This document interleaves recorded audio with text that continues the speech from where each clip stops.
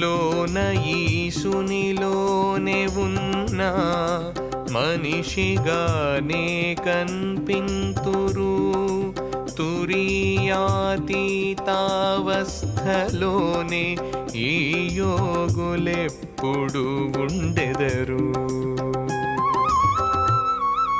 బయటికి మనిషై ఉన్నా లోపల దేవునిగా ఉంటూ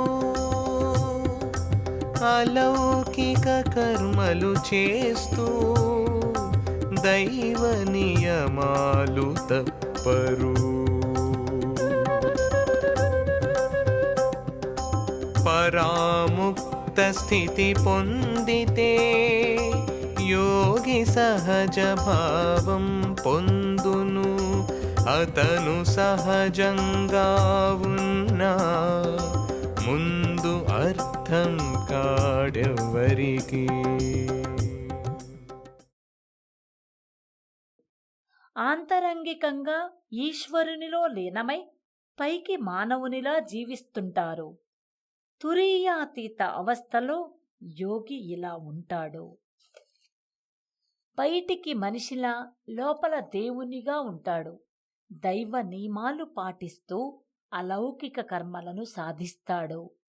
పరాముక్త స్థితిని పొందితే యోగి సహజ భావనను పొందుతాడు.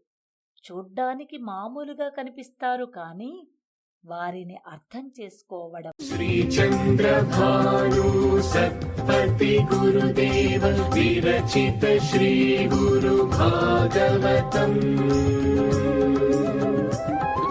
స్వరలయ వికసిత సుమదన శోభిత శ్రీ గురు చరణ సమర్పితం.